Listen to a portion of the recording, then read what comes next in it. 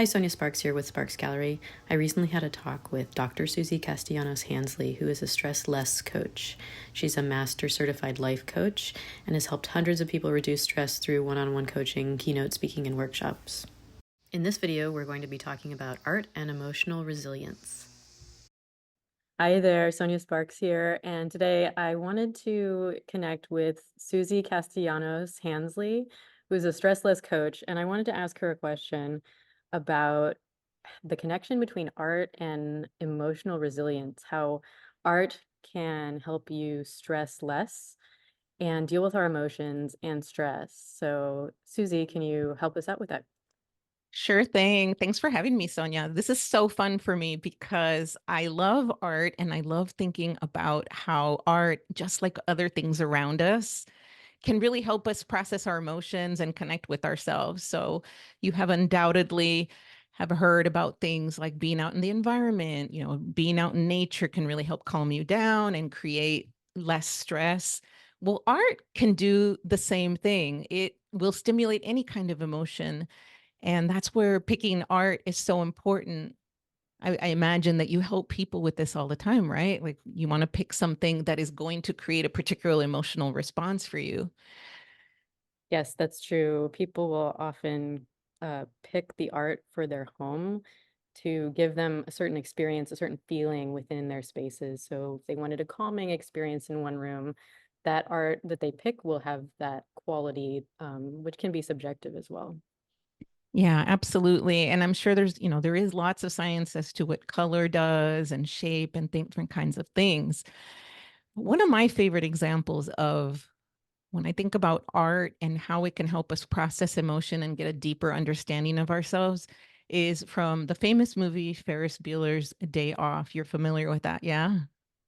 Oh, I am, yes. Yes, I love that movie. But one of the things that I love about that movie that not a lot of people pay attention to is a very important scene that occurs in the Chicago Art Institute. And if you're not familiar with the movie, it's about three high schoolers who skip school one day. And it is about them figuring out how to really enjoy their lives. And one of them, Ferris, he's the ringleader. He's very confident. The other is his girlfriend, Sloane, and the other is his best friend, Cameron. And Cameron has a lot of anxiety. He's got a lot of fear. He's got a terrible relationship with his father. And most of the movie is just kind of lighthearted and fun. But when they go into the museum, they start looking at all these different paintings and art.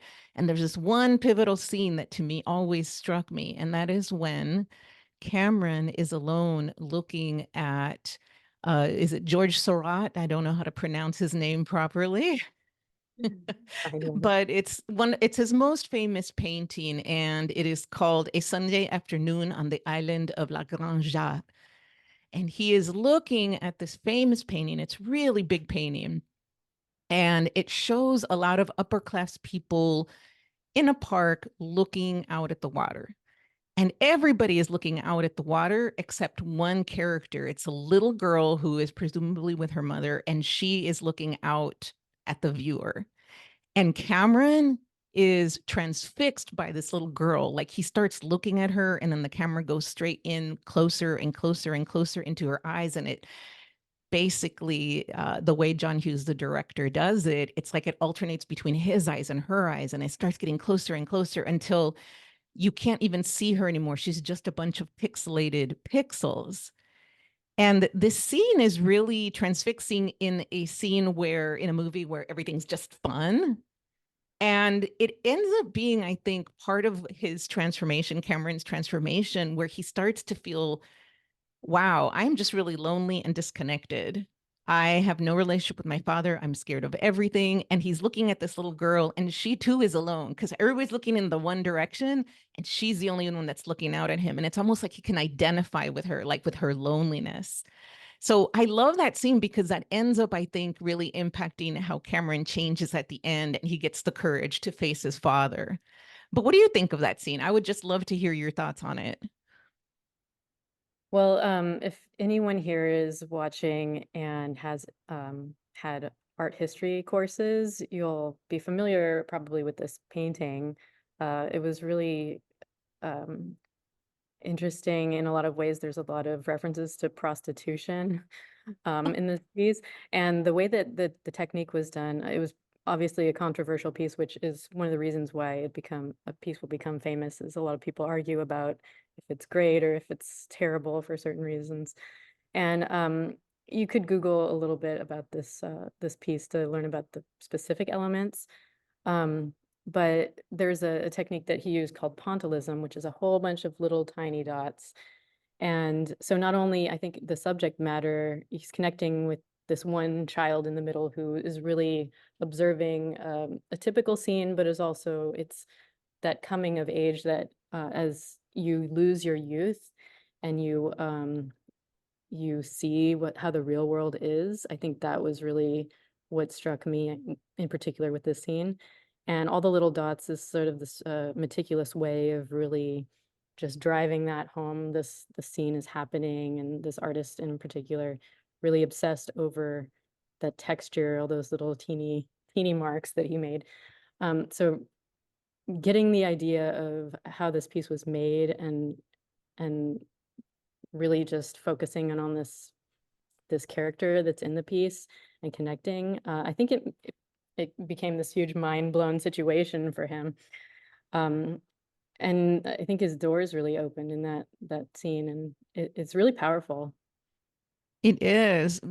And I knew it was pointillism, but I didn't know there was prostitution in there. So we should talk about that at some point because I don't think Cameron recognizes that. I did not know that. So that's really fascinating. And I don't know art history, which I think is actually one of the things that's really cool about that scene in that movie is that you can really enjoy the piece for how it speaks to you in the moment, how it just reflects certain things.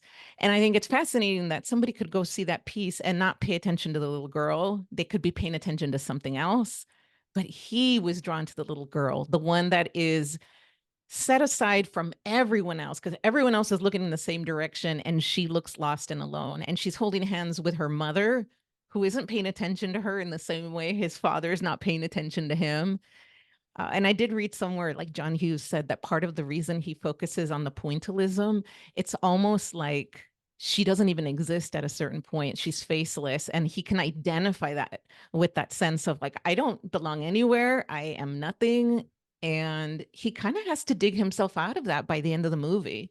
So I just love that scene as an example of how we can find art and have it really speak to who we are emotionally, that we may not necessarily know the origin of the art, why it was created the way it was, and we can learn that, but that there's something about art that can just capture us and help us understand our own emotions better and even release whatever pain we might have.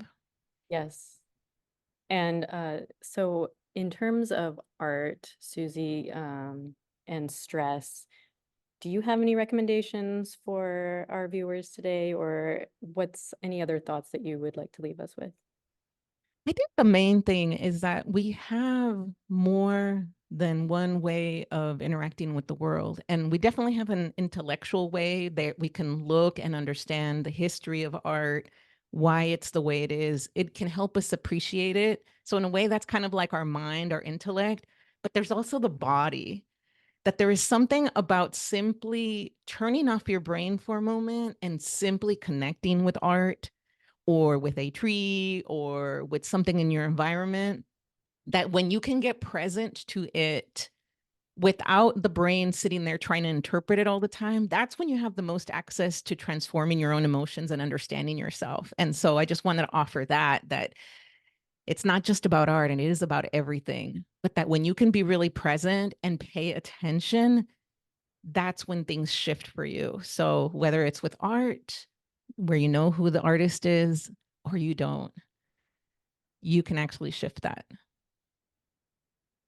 Yeah, it's like time melts away. Sometimes you're just swimming in it and you're Yes, for it, and it gives your brain pause to it make. does. And I think that is one of the most beautiful things about looking at art is that we can have the intellectual brain trying to make sense of it and then just allowing the body to absorb it, Yes. just writing it out. And that is, I think, where the beauty of any kind of art can really help us transform our own relationship to ourselves, to our emotions, to our understanding.